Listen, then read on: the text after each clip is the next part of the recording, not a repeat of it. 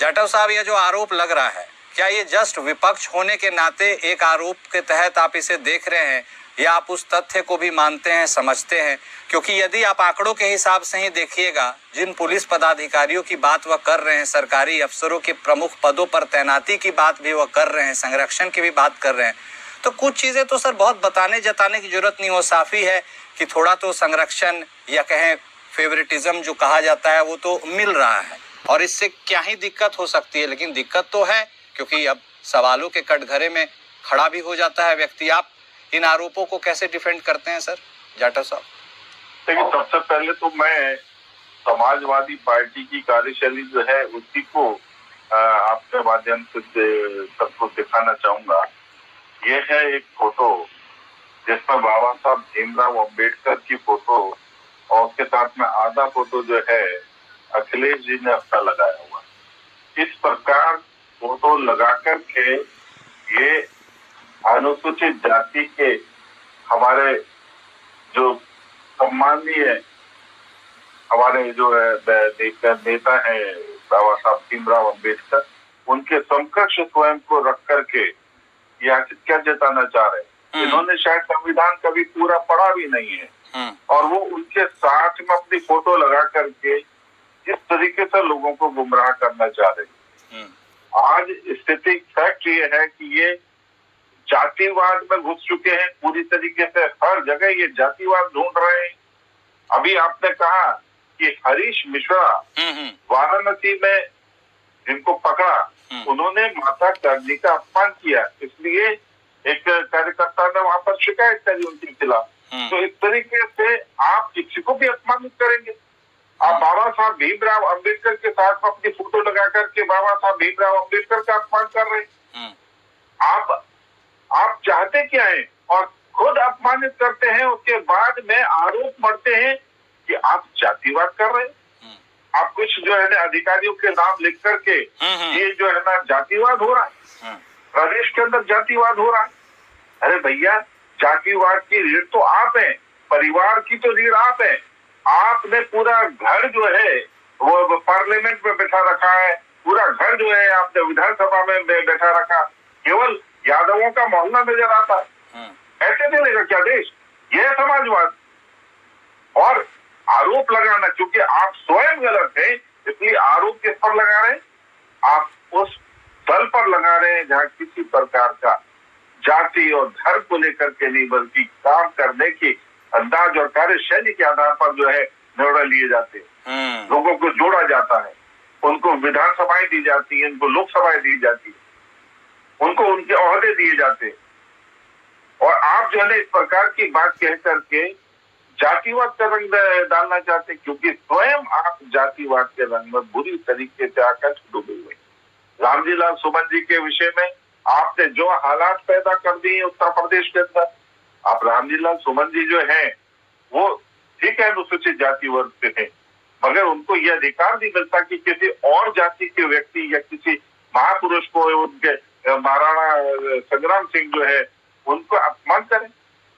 आप फर्जी किताबों के व्याख्या दे करके और आप सदन में बैठ करके उसका अपमान कर रहे। चलिए सदन में तो वो एक्सपायर हो गया, खत्म कर दिया, मगर समाज के बीच में भी तो आपको इस चीज को लेकर के चिंता करनी होगी। उस चीज को जो है जो आपने वहां बोला, गलत बोला, उसके लिए समाज के बीच में भी तो आपको जो है ना अपनी गलती को स्वीकार करना होगा। मतलब जाटव साहब ये कह रहे हैं आप कि जो जैसा करेगा वो वैसा भरेगा, आप ये कहना चाह रहे हैं क्या? देखिए, मैं तो एक बात कहना चाहूंगा, अनुसूचित जाति का होने से आप किसी और को अपमानित करें ये अधिकार नहीं मिलता है। हमें एक दूसरे का सम्मान करना होगा और स्वयं जाति का रंग आप भर रहे हैं समाज के बीच में, आप किसी और पर आरोप नहीं लगा सकते। ठीक, आपको इस बार कई बार सोचना पड़ेगा जाति। आपका एक इम्पोर्टेंट पॉइंट तो पूजा जी ने हाईलाइट किया, इस पर कम से कम हम कुछ मिनट के लिए चर्चा तो जरूर कर लेंगे जाटव साहब।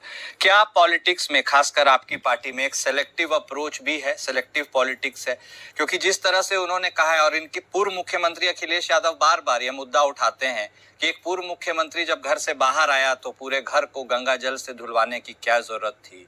जब वो व्यक्ति एक मंदिर गया तो फिर उस मंदिर में पुजारियों ने कहा भी कि कोई इसे धुलाने की गंगा जल से जरूरत नहीं है, लेकिन फिर भी गंगा जल से उन्हें धुलाया गया। तो यह भी तो जातिवाद का ही एक तरह से सूचक है। तो क्या अपने कंफर्ट के हिसाब से चीजों को पॉलिटिक्स में, आज की राजनीति में यूज किया जाता है, और इसमें आपकी पार्टी की क्या भूमिका, यह भी बता दीजिए। देखिए, जब भी कोई इंसान नए घर में प्रवेश करता है पहली बार, तो वो अपने घर को साफ करता है, गंगा जल से भी धोता है, चावल और जो है ना वहाँ पर एक बत्ती का घड़ा रख करके भी शुद्धि करता है। तो अगर पहले जो भी कोई इंसान रहा, हमने तमाम अपने जीवन में मकान बदले, और उन जो मकानों में सरकारी मकान मिलते थे तो हम जाते थे, उसमें भी रहे तो अपना घर को शुद्ध करते थे। मकान तो बदल दीजिएगा, मंदिर तो नहीं ना बदल पाइएगा जाटव साहब। मंदिर में क्यों गंगा जल से सफाई करनी पड़ी? पहले आप मकान की बात तो सुन लें। ठीक है, बोलिए। तो क्या मकान को साफ करना कि भाई पहले वाला जो था वो अब किसी अमुक जाति से था या अमुक जो है ना धर्म से था, कुछ नहीं। ये हमारे संस्कारों में। आप जो है जब भी नए घर में प्रवेश करते हैं, क्या आप अपने ऑफिस में प्रवेश करते हैं तो ऑफिस स्पेस को क्या शुद्ध नहीं करते? बल्कि वर्ष में जो है ना जब भी कोई तीज त्योहार आता है तब भी हम गंगा जल डाल करके अपने घर को और ऑफिस परिसर को हम शुद्ध करते। ये तो परंपरा है। इसको जातिवाद से क्यों जोड़ना भैया? और इसी तरीके से मंदिर में भी मंदिर है, गुरुद्वारा है, यहाँ तक कि मस्जिद भी है, उनको भी रोज साफ किया जाता, धोया जाता है। वो जाति के कारण से नहीं, ये एक परंपरा है। मंदिर परिसर को, मस्जिद परिसर को, गुरुद्वारा परिसर को धो करके साफ किया जाता है। इसको जातिवाद का क्या मतलब है? और तुम हो कौन सी जाति से? अनुसूचित जाति से तो हो नहीं, ओबीसी, सो कॉल्ड ओबीसी है। और मैं समझता हूँ सबसे ज्यादा उत्तर प्रदेश में धनाढ्य जाति, धनाढ्य हैं आप तो अपमान कर रहे हैं इनका, आपको जवाब देना पड़ेगा इनका। आप इनके समकक्ष खड़े होकर के अनुसूचित जाति का अपमान कर रहे हैं, बाबा साहब भीमराव अम्बेडकर का अपमान कर रहे हैं। आपको जवाब इसका देना पड़ेगा। आप अपने आप को इनसे ऊपर समझ रहे हैं।